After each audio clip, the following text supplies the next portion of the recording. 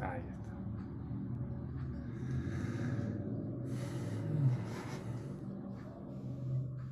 Muy bien, pues buenas tardes, bienvenidos a todas las personas que nos están escuchando. Creo que hay bastantes personas de aquí y del otro lado del charco, así Sí. que si os parece, lo que vamos a hacer en esta sesión es que yo voy a presentar a nuestro invitado. Estamos encantados aquí en Sri Lanka de tener a Dharmakirti Prakita. Y antes me presento yo me llamo Javier García Campayo, soy psiquiatra y colaboro habitualmente con Sri Lanka y dirijo el máster de Mindfulness de la Universidad de Zaragoza.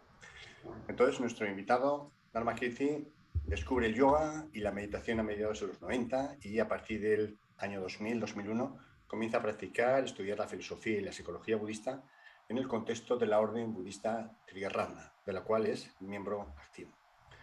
Él es profesor certificado por el Instituto Breathworks en Inglaterra como entrenador senior certificado de Breathworks y es responsable de la formación internacional de profesores de Mindfulness y Compasión, MBPM, en todos los países de habla hispana, no solo en España, en toda Latinoamérica.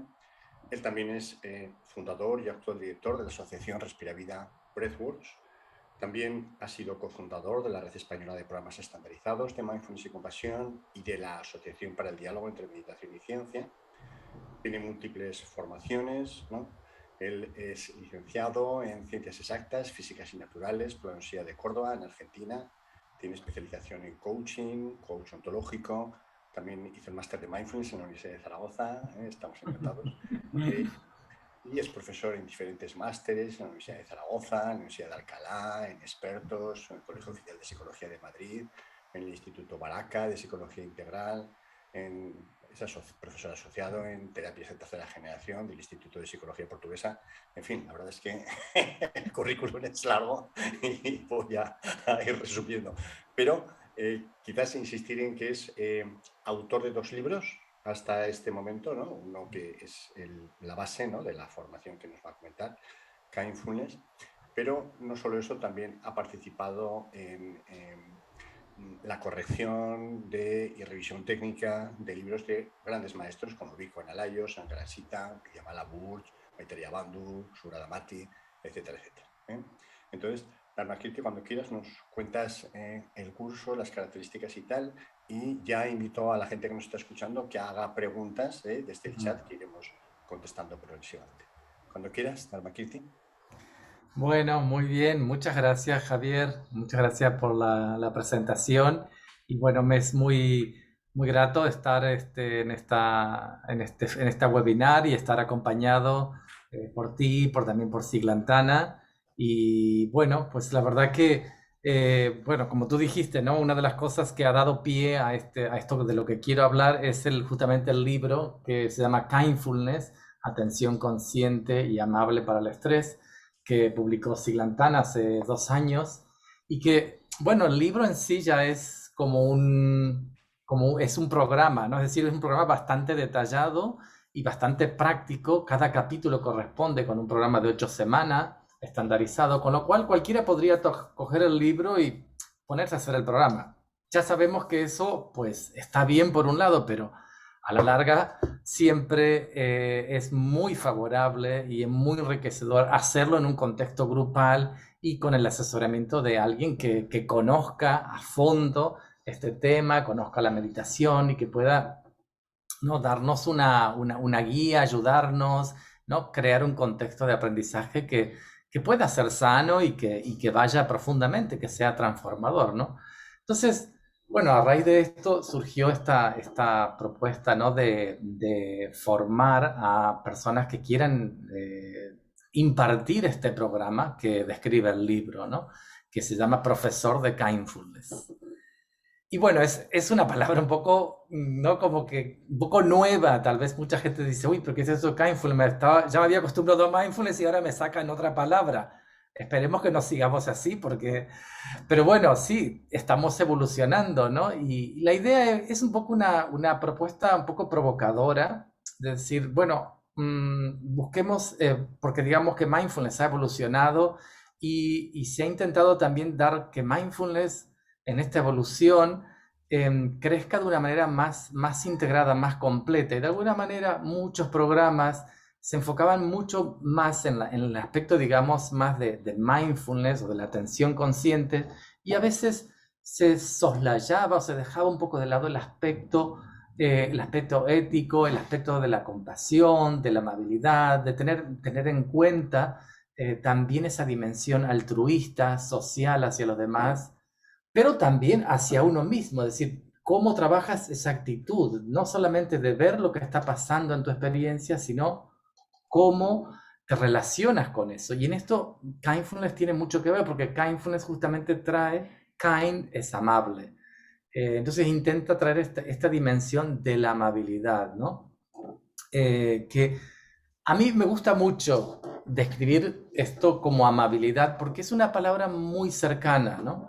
Yo creo que Javier también la usa, me resulta muy cercano. A veces hablar de compasión directamente queda un poco lejos para muchos de nosotros, especialmente en Occidente, mientras que la palabra amabilidad es algo más cercano que nos podemos relacionar, y tenemos que pensar en la palabra amabilidad como algo que está siempre en juego, sea que la situación sea buena, sea agradable, como también si la situación es desagradable o difícil. Entonces es algo que nos puede ayudarnos a desarrollar una actitud sana hacia eso que nos está ocurriendo, ya sea que lo que nos esté ocurriendo sea agradable o sea desagradable, ¿no? Entonces, quería comentar una anécdota que hace muchos años, cuando recién empecé a dar meditación en el Centro Budista de Valencia, un chico al finalizar la clase, cuando ya estaba cerrando la puerta, me dice, perdona, ¿me puedes decir si era alguien nuevo, ¿no? Me dice, ¿la meditación ayuda a eliminar el yo? Y yo me dejó así como, no sé, como congelado, no sabía muy bien qué decirle, ¿no? Primero porque ya no estábamos yendo, yo estaba con la llave en la mano, ¿no? Y no es una pregunta fácil, ¿no? Pero también esto habla de muchas veces cuál es la actitud que traemos a veces cuando queremos aprender meditación. A veces hay algunas ideas que no son muy buenas en el sentido que no nos van a ayudar realmente mucho en este camino. Una de ellas es que la meditación nos va a ayudar a relajar, ¿no? O que tiene que ver con la relajación. Esto más bien es algo como que puede suceder o no, pero puede ser de que la meditación sea un trabajo de bastante trabajo y de bastante desafío también, a nivel emocional, a nivel mental. Y esto de eliminar el yo tiene que ver también con algo que creo que muchos occidentales vivimos, de que pensamos de que hay algo que tenemos que rechazar, que tenemos que quitar de nuestra experiencia, ¿no? Mientras que Kindfulness, la invitación es un poco todo lo contrario, es hacernos amigos, ¿eh? Hacer amistad con nuestra experiencia, porque viene de una palabra en Pali que se llama metta, y metta significa amor incondicional. Es un tipo de amor, un tipo de amabilidad que trasciende los límites de agradable, desagradable, los límites sociales, los límites geográficos, por supuesto, los límites de género, todos los límites que nos imponemos los seres humanos y que nos bloquean nuestra capacidad de amar, nuestra capacidad de ser creativos, ¿no? Entonces, realmente la idea de Kindfulness es aprender a amarnos, aprender a hacernos amigos de una manera sana con nuestra experiencia. Obviamente que en la meditación, como un proceso ya a largo plazo, nos puede ayudar a hacer un trabajo con nuestro yo, por así decirlo, muy importante.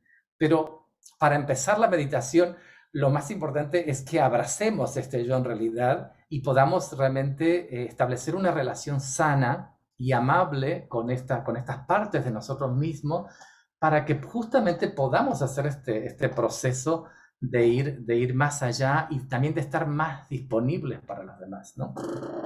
Entonces, quería decir eso porque justamente el corazón de esta práctica tiene que ver con trabajar con uno mismo, con trabajar con los demás, y tiene que ver con esto que a veces se conoce en la tradición budista como anatta, ¿no? O no yo, pero de una manera, bueno, muy sencilla al principio, es decir, primero abrazando este yo, primero tenemos que conocerlo, identificarlo, saber cómo podemos relacionarnos y luego avanzar, ¿no? Y bueno, pues, bueno, no sé si hay hasta ahora alguna pregunta, pero lo que tal vez una cosa más que me gustaría decir sobre lo que es el programa, para centrarlo un poquito, es, es un programa muy sistemático, muy progresivo, que va lentamente trabajando con diferentes aspectos. Por ejemplo, se trabaja mucho con la gestión de los pensamientos, se trabaja mucho con el tema de regulación emocional, por ejemplo. Y una cosa que a mí me gusta mucho, porque claro, mi principal fuente, digamos, de formación y de inspiración, es como dijo Javier, viene de la psicología budista, ¿no? Y en la psicología budista hay una manera, digamos, de llamar, pues, a este proceso, digamos, que hacemos en este programa, que es un proceso de trabajo, de gestión de los pensamientos y las emociones. Esto llamaríamos como los estados mentales y emocionales, por así decirlo, negativos. Vamos a poner esta etiqueta negativo de una manera muy provisional, muy ligera, porque por supuesto que la palabra negativa no hace realmente verdadero, no es correcta en un sentido, ¿no? Y muchas veces yo digo, las emociones negativas no son negativas, están ahí por alguna razón, realmente porque nos están ayudando. Solo se vuelven negativas cuando nos dominan, cuando nos estamos esclavos de estas emociones, ¿no? Pero el trabajo consiste y aquí voy a mostrar esto que es un poco lo que se conoce como los tres venenos: la avidez, la aversión y la ignorancia. Son las tres emociones negativas, por así decirlo, más de base, ¿no? Que dan lugar a todo un séquito de otras emociones negativas que están constantemente operando en nuestra mente y nuestro corazón, y nos mantienen completamente atrapados y, por supuesto, sufriendo constantemente. De hecho, generan una especie de... Todos los pensamientos y emociones negativas tienen la tendencia a generar una espiral negativa descendente, que justamente nos lleva, cada vez se va cerrando más nuestra mente, nuestro corazón se va cerrando más, y esto es lo que Sangharakshita conoce como mente reactiva. Entonces, lo que estamos buscando no solamente es transformar y aprender a reconocer y gestionar estas emociones negativas, pero también aprender a cultivar, y a enfocarnos en desarrollar otro tipo de emociones, que son emociones que se conocen como positivas, ¿no? Que son la generosidad, que viene a ser como la dimensión altruista, la dimensión, digamos, de trascender estas etiquetas yo, mío, mí, ¿eh? La amabilidad, esto está justamente esto de que decía, de hacernos amigos de nuestra experiencia, de también ir más allá de nuestros límites, del cuidado, etcétera, etcétera. Y la sabiduría, que tiene que ver con ver la realidad tal como es, ver la impermanencia, ver la insustancialidad de nuestro yo, etcétera, etcétera. Entonces, estas emociones tienen una característica que es muy interesante, y esto está validado científicamente a través de... Hay una investigadora que se llama Barbara Fredrickson. Ella hizo una teoría que se llama teoría de Broad and Build Theory, la teoría de la ampliación y la construcción.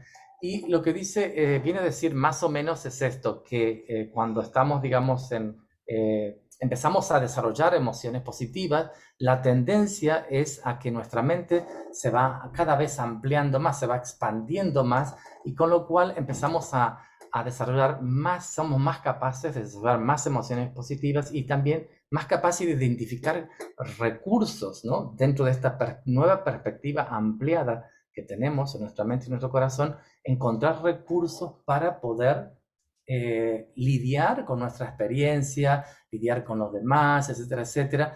Y los resultados son que nos volvemos obviamente más resilientes y más capaces de estar disponibles hacia los demás.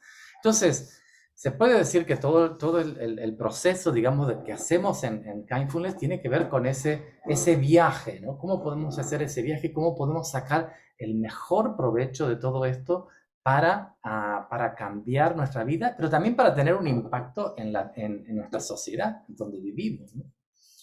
Bueno, este es un poco el programa. Lo siento si me he explayado mucho. Eh, Luego, no sé si tengo, digamos, una diapositiva para explicar lo que es la formación en sí, Javier. No sé si hay alguna pregunta. Yo creo que cuentan la edad. Me preguntan así de entrada si la formación es online o presencial. Vale, perfecto.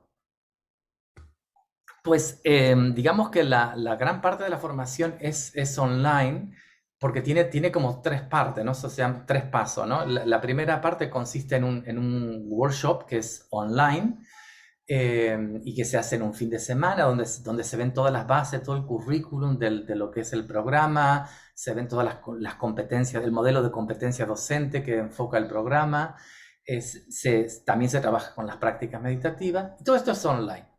Y luego hay una fase intermedia, que esto sí es un retiro de 5 días. Y en este retiro, obviamente, se trabaja mucho a fondo y lo que se hace realmente se intenta hacer de que la persona que quiere ser profesor de Kindfulness pueda desarrollar estas competencias de una forma muy vivencial, que aprenda, por ejemplo, a guiar estas prácticas meditativas, a presentar los conceptos clave de una manera encarnada, de una manera que esté presente, organizando, por ejemplo, diferentes dinámicas, ejercicios y dramatizaciones para poder comunicar de una forma muy corporal, muy sinestésica todos estos elementos, ¿no? Que no sea dar una explicación, ¿no? Sino que sea algo muy vivencial. El curso es algo muy vivencial. Entonces, nuestra principal preocupación en Respira Vida es ayudar a los profesores para que puedan comunicar estas herramientas de una manera muy vivencial, muy encarnada a los participantes.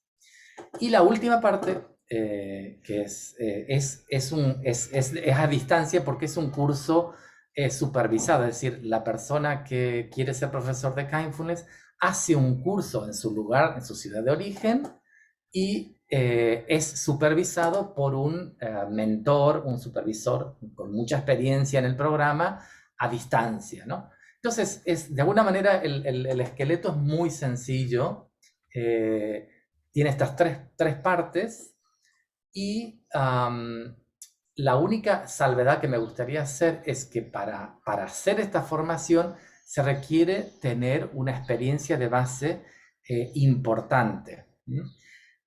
¿Por qué? Porque está organizada de esta manera. Normalmente siempre la hacíamos esta formación para los profesores solamente de Respira Vida Breathworks, que la hacían al final de la formación.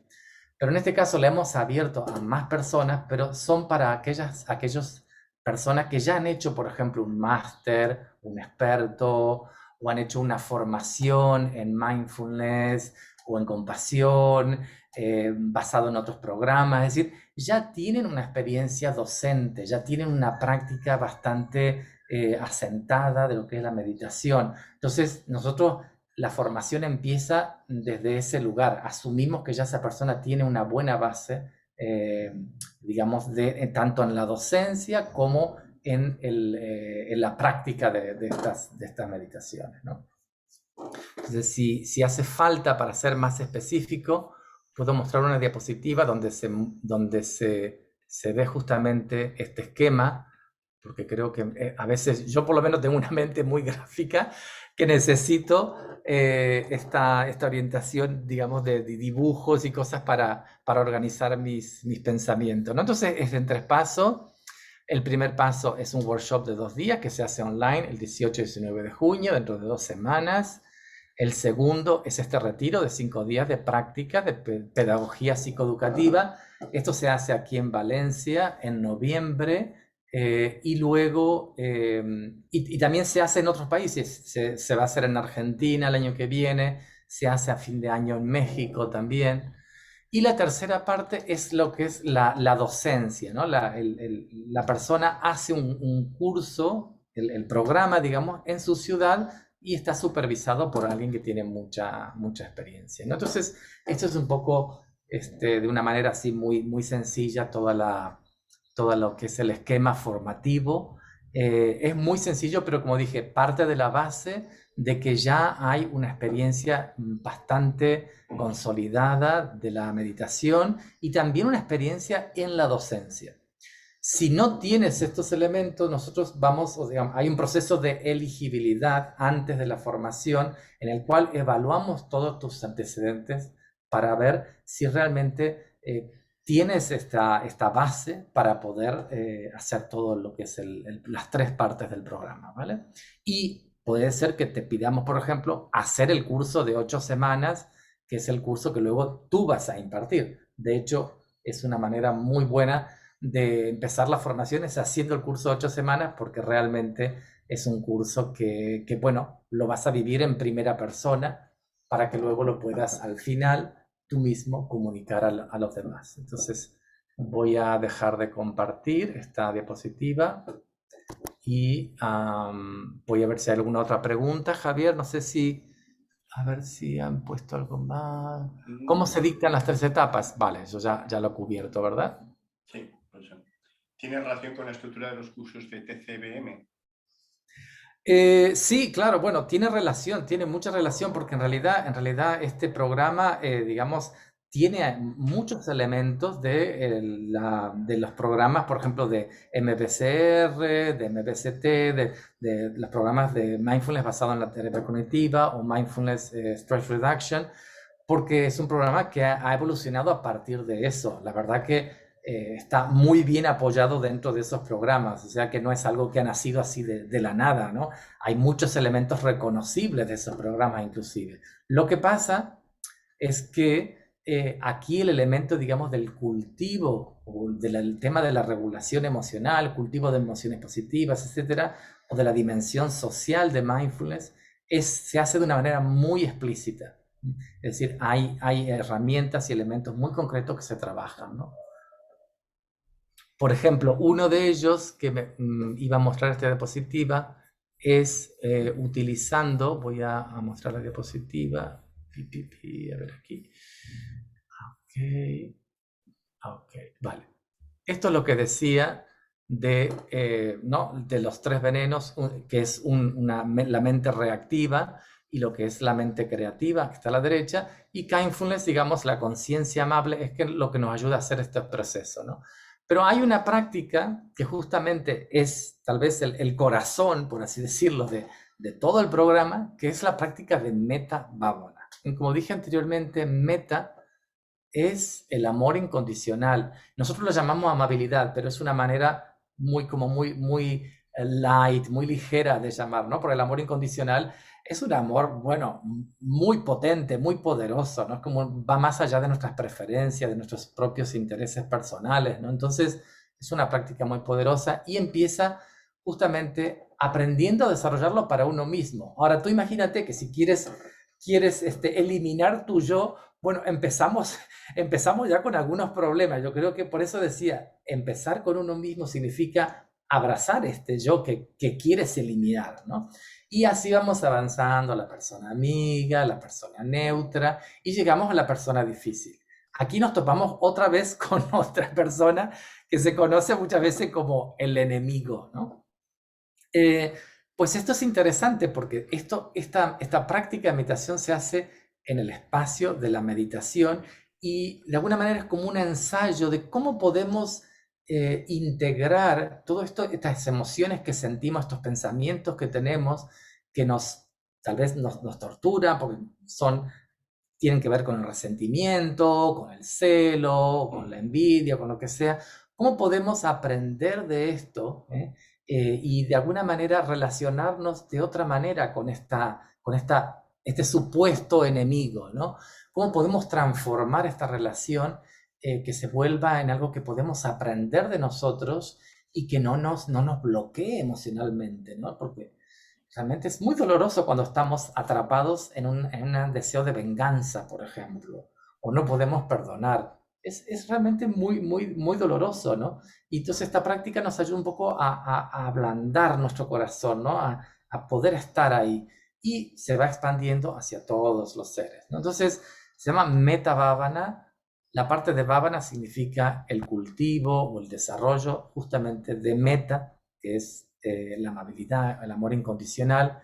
Sangarajita muchas veces, mi maestro le llama emociones positivas en el sentido de que son emociones éticas, que son emociones que tienen que ver con el crecimiento, con el florecimiento del ser humano, ¿no? No meramente con estar bien, ¿no?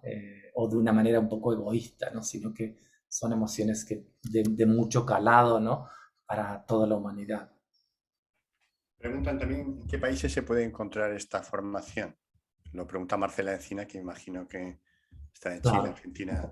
Sí, pues sí, gracias Marcela. Mira, nos encantaría estar en todos los países porque nos encanta pues estar en contacto con la gente y poder ¿no? dar estas herramientas. Ahora mismo, en el único, digamos, donde tenemos ahora, nuestro próximo retiro es en Valencia, en España. El siguiente es en diciembre en México y luego tenemos previsto también hacerlo en Argentina el año que viene. Todavía no tenemos confirmada la fecha, pero podría ser o en abril o en octubre del año que viene en Argentina. Ese es un poco el plan. Y obviamente si saliera un grupo en otro lugar, podríamos también hacerlo, pero eso depende de muchos factores. Y Y si lo otra invitamos... pregunta. Sí, sí. Sí, sí, sí. Y si lo invitamos a Chile, pues encantado. Allá vamos a Chile sin problema. Además, es un país que aprecio mucho y tenemos muchos amigos, incluso comunes con Javier de Chile, ¿no? Entonces, Sí, sí. También pregunta Magdalena Cáceres, ¿cuál es la carácter distintivo respecto a MSC y a MBCT? ¿Qué diferencia este programa de MSC, Compasión, y MBCT? claro, claro. Sí, con respecto al MBCT, yo creo que ya un poco lo mencioné, digamos, el programa, digamos, de mindfulness basado en la terapia cognitiva. Digamos que, como dije, tiene un enfoque explícito en el desarrollo de emociones positivas, de florecimiento, de la dimensión social de mindfulness y todo eso. Con respecto al MSC, por ejemplo, que es otro programa muy conocido, MSC es Mindfulness Self-Compassion. El enfoque es mucho más en el tema de la compasión directamente y en la autocompasión y y yo diría que el programa de Kindfulness, el enfoque es más en la amabilidad, es decir, que está casi, diría, como un paso atrás de la compasión, ¿no? Intenta tener una perspectiva mucho más amplia que la compasión, ¿no? Intenta como, y a la vez va hacia la compasión, pero empieza mucho antes, por así decirlo. Y obviamente la compasión, la autocompasión, tiene sus propias, digamos, herramientas, pero que sin duda necesitan la parte de la amabilidad, la parte de meta para crecer, ¿no? Por ejemplo, hay un concepto que utilizamos, que se utiliza mucho en MSC que se llama la autocompasión y yo, por ejemplo, utilizo mucho el concepto de autoamabilidad, ¿no? Y es muy cercano, obviamente, al de la autocompasión. Pero esto es muy interesante porque ambos conceptos tienen, digamos, un parecido a la autoestima, pero son bastante diferentes también.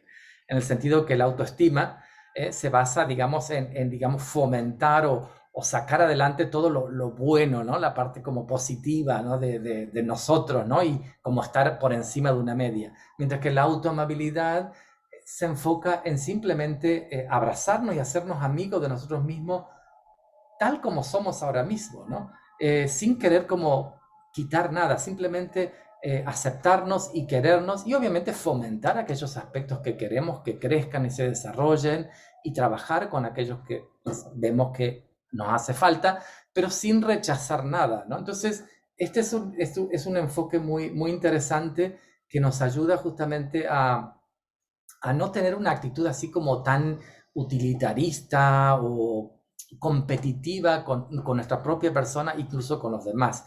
Trae esta idea de la humanidad compartida. Entonces, hay cosas que compartimos con la visión también de MSC, con ese programa, pero siempre llevado al terreno de la amabilidad. Entonces, no sé si eso más o menos deja claro, ¿no? Yo creo que sí. Pues no hay más preguntas. Yo creo que estamos más o menos en hora. No sé si quieres añadir algo. Dharma Kirti, creo que está muy clara la exposición, ¿no? De qué es el programa, de qué aporta, de cómo se estructura, etcétera, etcétera. Los que nos están escuchando, si tienen alguna pregunta, todavía podéis hacerla en el chat. Y si no, pues entendemos que estamos, ¿no? Terminados. Entonces, como quieras. Sí, sí, pues muchas gracias Javier y muchas gracias a todos los que habéis conectado, mucha gente de muchos lugares. Escríbenos en la página web de Siglantana, hay un enlace y ese enlace directamente nos va a llegar un correo a nosotros y te podemos mandar información cómo realizar el proceso de preinscripción para determinar si eres elegible, ¿no? Y esto, como dije, no es algo Nosotros queremos que la persona que haga este programa tenga una buena base para que realmente pueda sacar el máximo provecho de la formación, ¿no? Y os animo a todos a hacer esta formación porque tiene como un aspecto muy lúdico también, ¿no?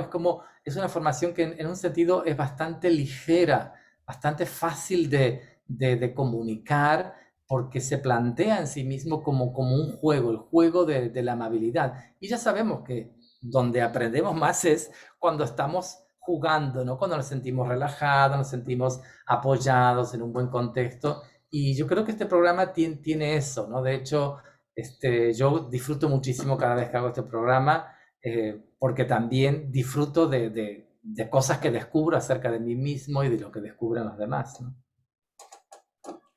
Muy bien, pues efectivamente podéis simplemente conectar con Sigla Antana en la página web y ahí está todo, los Sí, datos del curso sin ningún sí, problema. Venga, pues gracias a todos los que nos han escuchado, gracias Damakriti por tu clara exposición y damos por terminada en principio la sesión. Nos bueno, vemos.